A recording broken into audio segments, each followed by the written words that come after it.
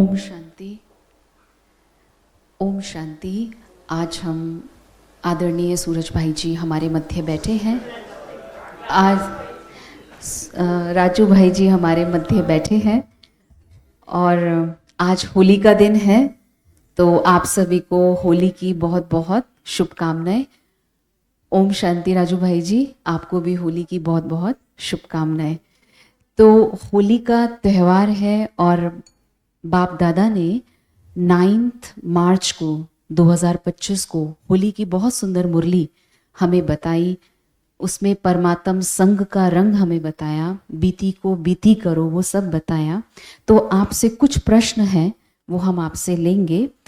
आदरणीय राजू भाई जी को हम सब बहुत अच्छे से जानते हैं।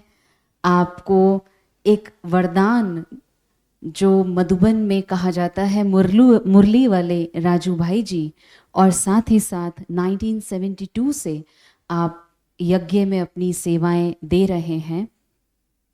अपना जो ग्राम विकास का विंग है उसके आप वाइस चेयरपर्सन हैं। और इतना ही नहीं, जब भी आपके साथ मुरलियों का मंथन की बात कभी भी आती है यज्ञ में, तो सबसे पहले नाम आपका ज़रूर आता है, क्योंकि बाबा ने आपको जो वरदान दिया है दिव्य बुद्धि का, वो वरदान से आप लाभान्वित रहते हैं और औरों को भी करते हैं।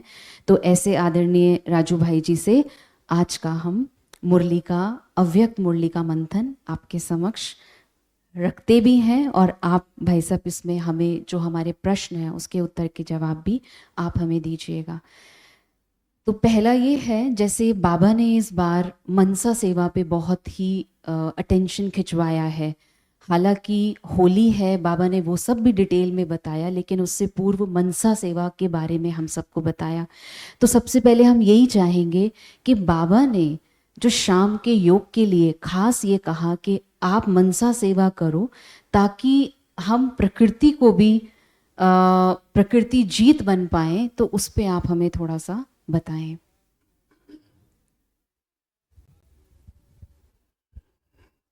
वर्तमान समय प्रकृति के सभी तत्व, बाबा ने कहा कि परेशान हो गए हैं। आप लोगों ने ही इसको परेशान किया है, क्योंकि बहुत अधिक प्रकृति से हम लोगों ने खींचा है।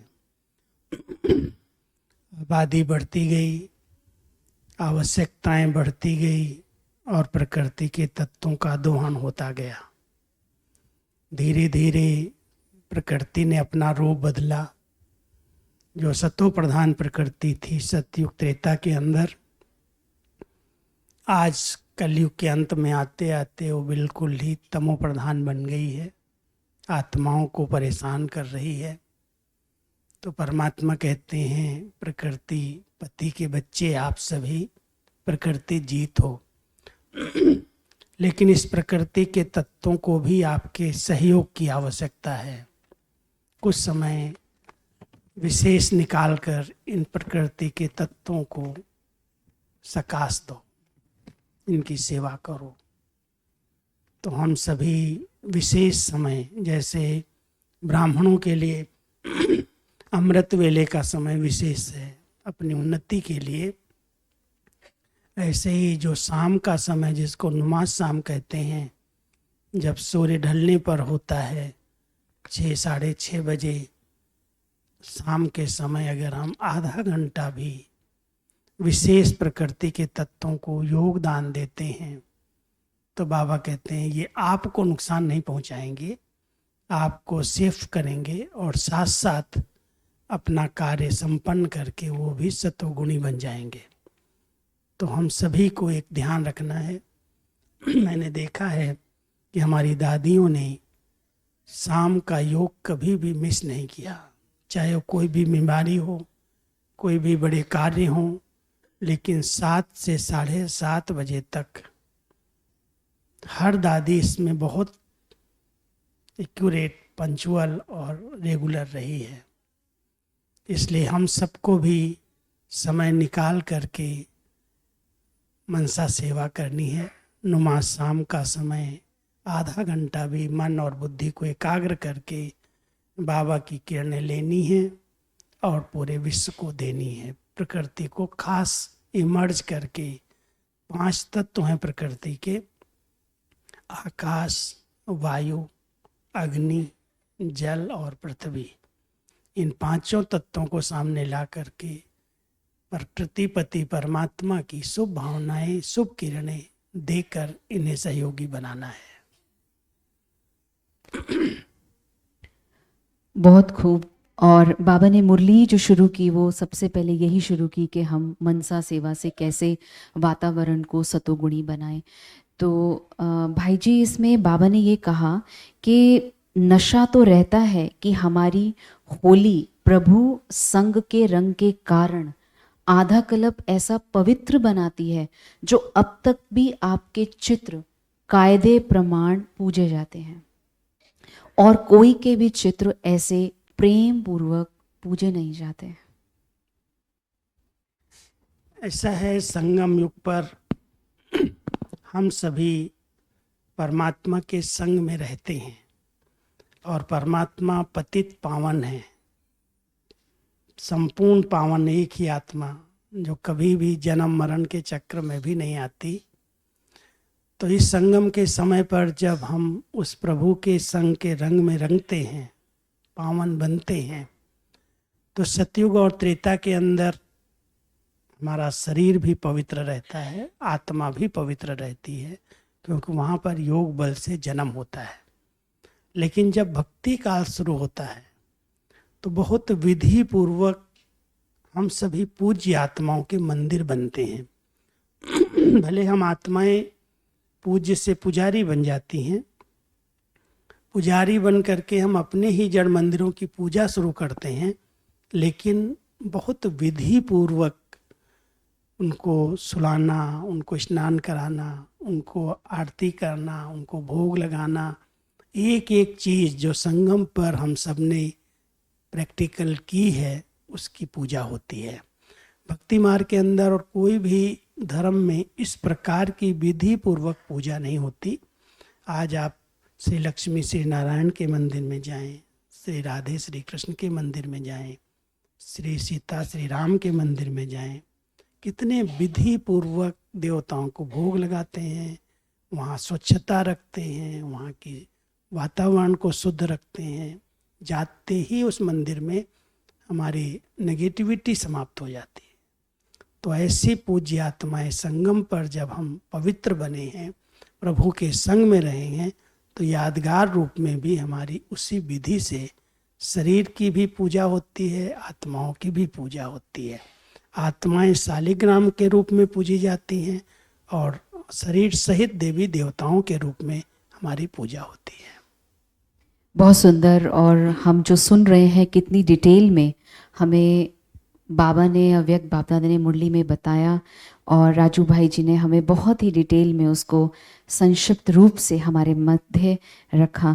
तो भाई जी, एक प्रश्न और आया था कि जैसे बाबा कहते हैं होली माना बीती सो बीती, और इसी में बाबा ने विधि पूर्वक पूजा का भी बताया, जैसे आपने उसको एक्सप्लेन किया।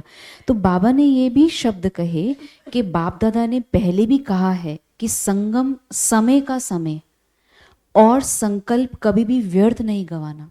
तो संगम समय का समय क्या है और इसको व्यर्थ संकल्प कभी भी व्यर्थ नहीं। अगर सदा प्रभु संग के रंग में होंगे तो बाप को सदा का साथी बना के रहते हो, तो संगम युग के एक एक संकल्प और समय माना एक एक मिनट को सफल करना। फिर बाबा ने उसको डिटेल भी सारा बताया उसमें। ऐसा है कि हम सब के पास 2 मूल शक्तियां हैं जिनसे हम कोई भी कार्य को सफल कर सकते हैं। सबसे बड़ी शक्ति है संकल्प की शक्ति, और दूसरा है संगम का समय, जिसमें हम एक एक सेकंड में पद्मों की कमाई जमा कर सकते हैं, पूरे कल्प की कमाई होती है। लेकिन कोई न कोई कारण से अगर हमारे संकल्प बहुत फास्ट गति के चलते हैं, कोई भी दृश्य देख करके, कोई भी घटना, कोई भी समाचार सुन करके हम प्रश्नों में उलझ जाते हैं। ऐसा क्यों हुआ, ऐसे कब हुआ, क्यों किया गया, किसने किया। तो उन प्रश्नों में हमारी संकल्प शक्ति नष्ट हो जाती है। और जब संकल्प नष्ट होते हैं तो उसके पीछे हमारा समय भी व्यर्थ चला जाता है। इसलिए परमात्मा हम सभी बच्चों को कहते हैं कि जितना समय हो सके तुम परमात्मा मिलन के संग में रहो। बाबा के संग में रहोगे तो आपका संकल्प भी बचेगा, आपका समय भी बचेगा।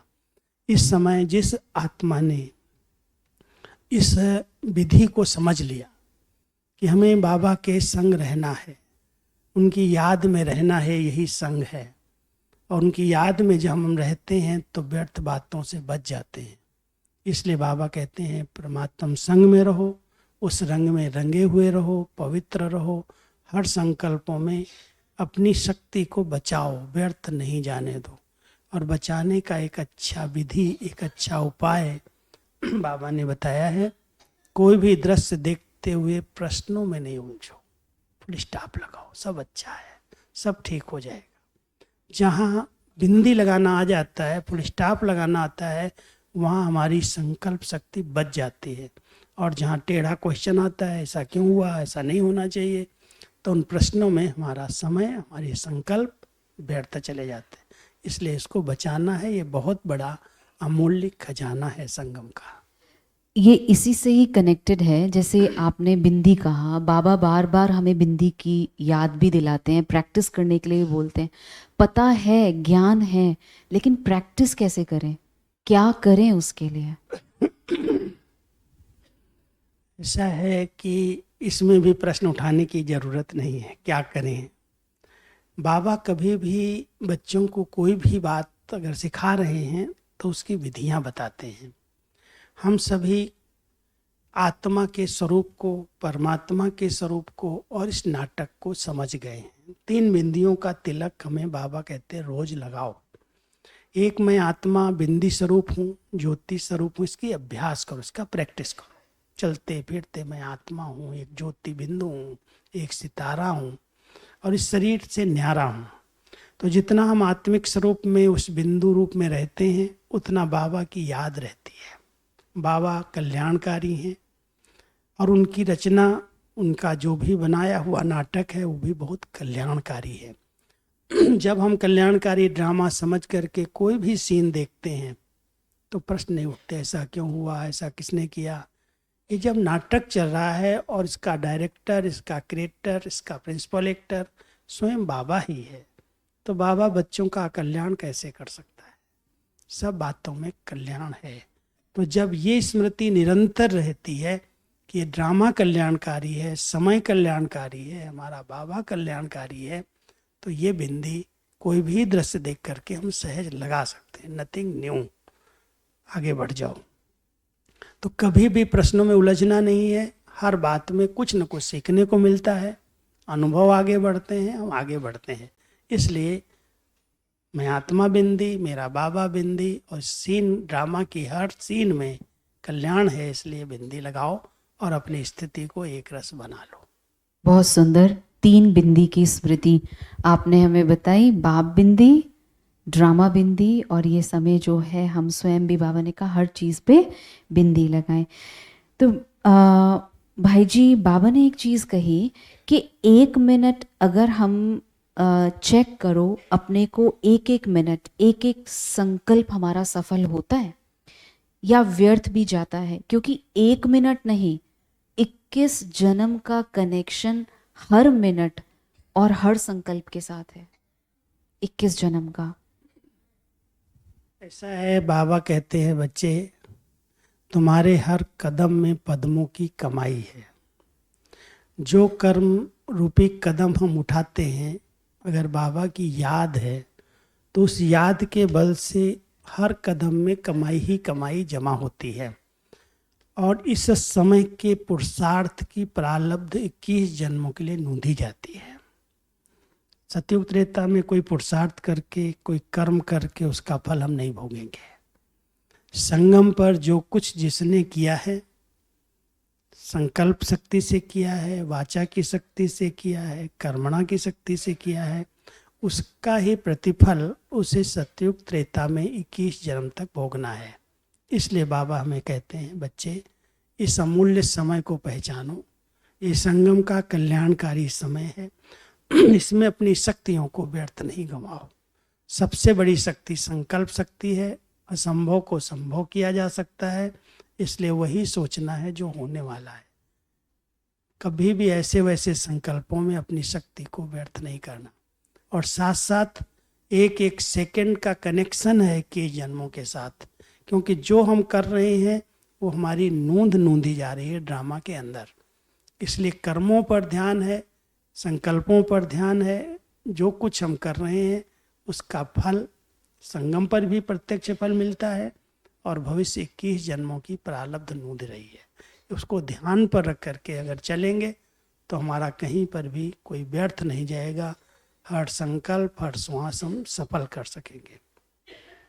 इसमें एक प्रश्न आया था, जो ड्रामा अच्छा बीत जाता है उसको मतलब सोच के भी अच्छा लगता है, क्योंकि है ड्रामा है, पर जो ड्रामा अच्छा नहीं हुआ, कोई रोल अच्छा नहीं हुआ, पर वो जब सोचते हैं कि वापस जब हम आएंगे इस कल्प में दोबारा से ये रिपीट होगा, तो उसको सोच के थोड़ा सा निराशा हो जाती है। बाबा ने हमें ड्रामा का जो ज्ञान दिया है, इसको एक यथार्थ समझने की जरूरत है।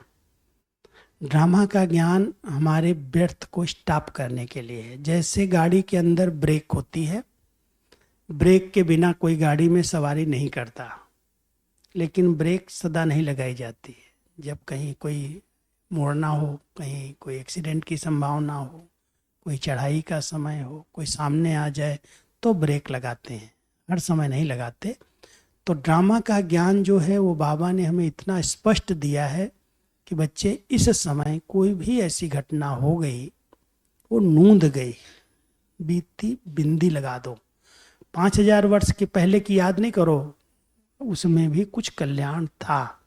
कई आत्माएं सोच सोच के दुखी होती, मेरे साथ ऐसा हुआ, मेरे साथ ऐसा हुआ, लेकिन उसके बाद जो हुआ वो बहुत कल्याणकारी हुआ। मान लो आज जैसे कोविड के समय कईयों के संबंधी चले गए, उस समय उनको बड़ा दुख हुआ, बहुत परेशान हो रहे थे। लेकिन अगर देखा जाए तो उसके बाद जो भगवान से प्रीत जुटी, जो सेवाओं के लिए वो निर्बंधन बने, जो बहुत सारे चांस मिले, वो कल्याणकारी था। इसलिए कई बातें हम उस समय वर्तमान को देख करके दुखी होते हैं, परेशान होते हैं, बार बार उसको याद करते रहते हैं। बाबा कहता, बच्चे तुम्हें मैंने ब्रेक दी है, नथिंग न्यू, स्टॉप करो, आगे बढ़ो, अच्छे अच्छे श्रेष्ठ कर्म करो, आपकी ऊंची प्रारब्ध बन जाएगी। बाकी ऐसी दुर्घटनाएं जो बीत गई उनको बार बार क्यों याद करना, हो तो समा गई, और उससे कोई नया रास्ता मिला, उससे कुछ हम और आगे बढ़े हैं, सीखे हैं, अनुभव बढ़े हैं, उसको याद करो, न कि उस घटना को याद करो।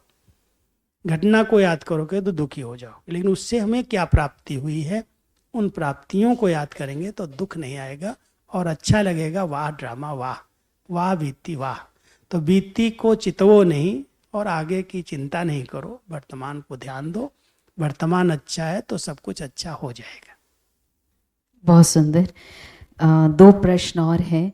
जैसे आपने कहा वाह ड्रामा वाह, बार बार इस स्मृति को रखें, और 3 बिंदियों की स्मृति जो आपने कहा कि ये एक सहज साधन है, हम बीती को बिंदी कर सकते हैं।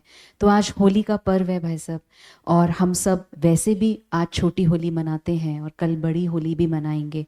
बट बाबा ने इसमें बाप दादा ने एक बात कही कि जैसे समय चलता है, तो बाप दादा ने कहा लेकिन आपको पता है ना कि अभी संगम युग अमृत वेला चल रहा है, तो अमृत वेले के बाद क्या आता है, तो ये संगम युग अमृत वेला चल रहा है, इसको हमें थोड़ा सा स्पष्ट करें।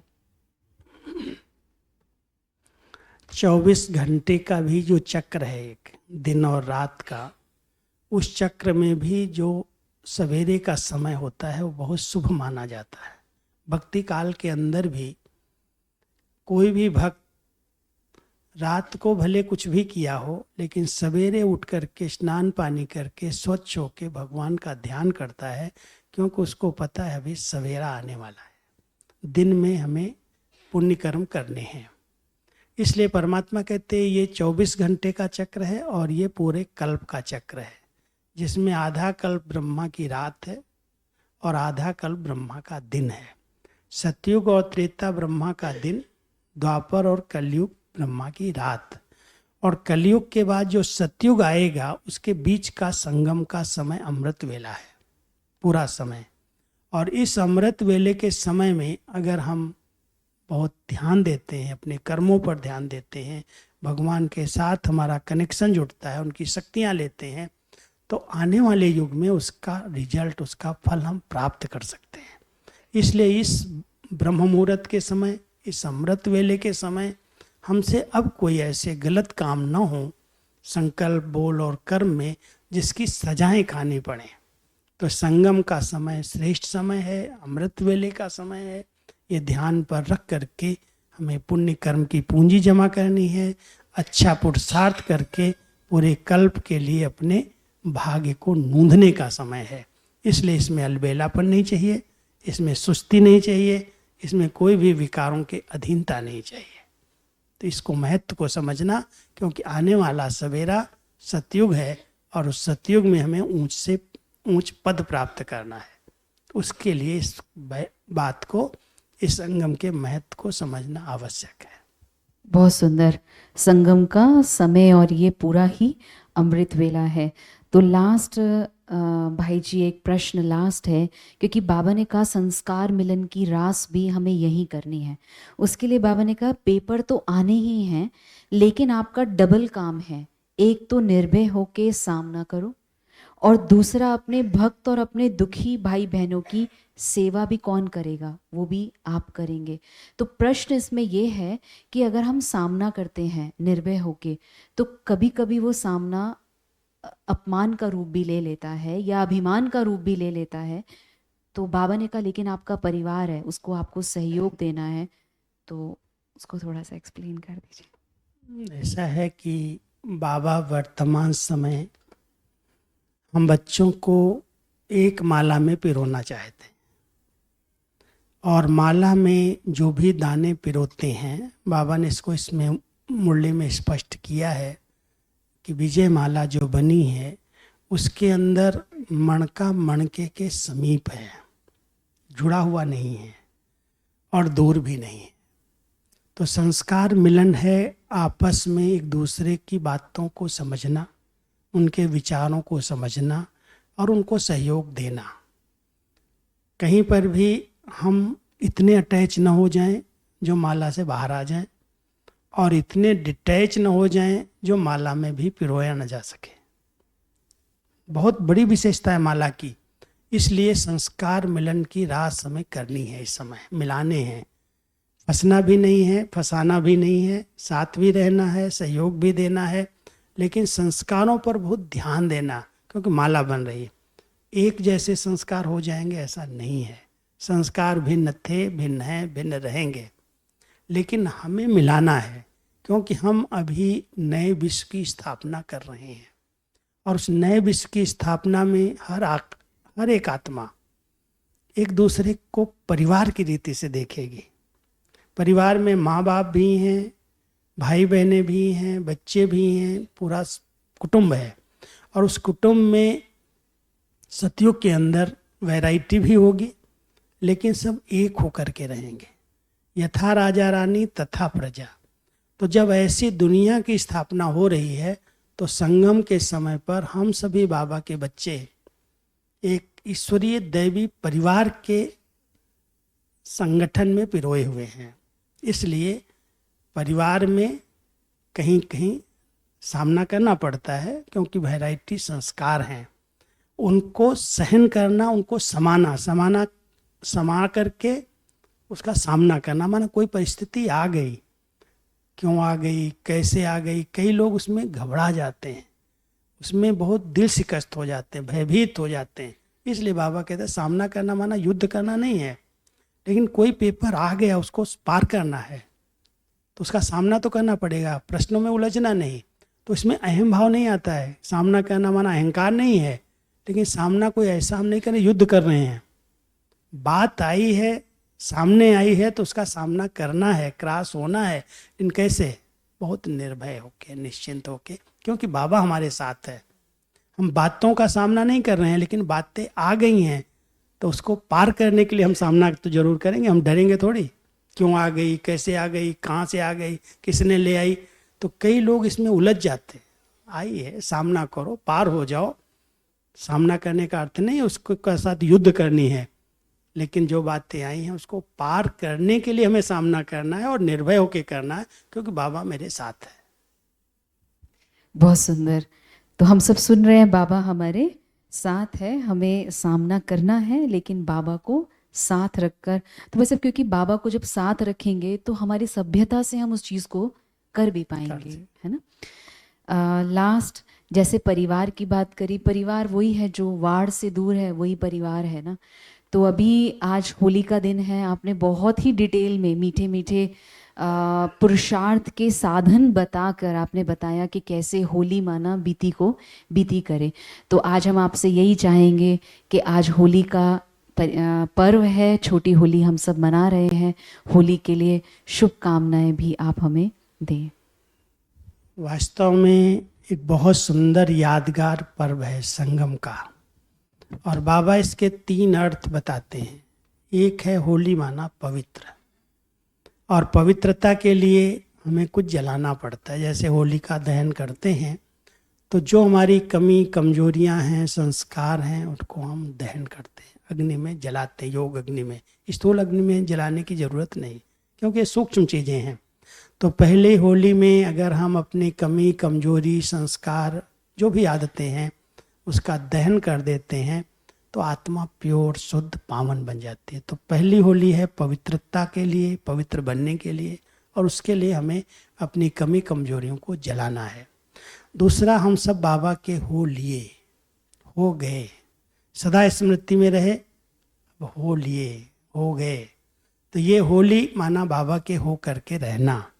और तीसरा होली है जो बातें हो गई, बीत गई, बीती को चितवो नहीं। बीती का चिंतन करोगे तो कभी भी सुखी नहीं रह सकते।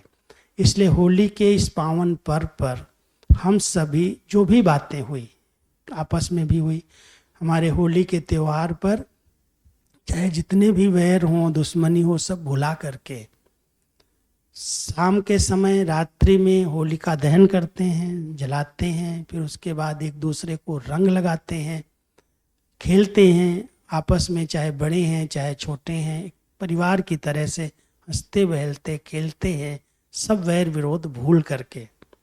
और फिर शाम के समय एक दूसरे का चरण स्पर्श करते हैं, गले मिलते हैं, एक दूसरे को मिठाई खिलाते हैं। तो ये बहुत सुंदर यादगार बना हुआ है। तो ऐसे यादगार पर्व को आध्यात्मिक रीति से हम सब मनाएं।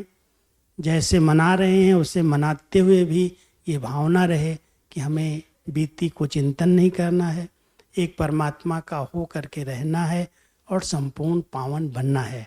तो ऐसे त्रिमूर्ति होली की सभी बच्चों को, जो भी सुन रहे हैं, सभी दर्शकों को, सभी श्रोताओं को मैं बहुत बहुत दिल से हार्दिक बधाइयाँ और शुभकामनाएं देता हूँ।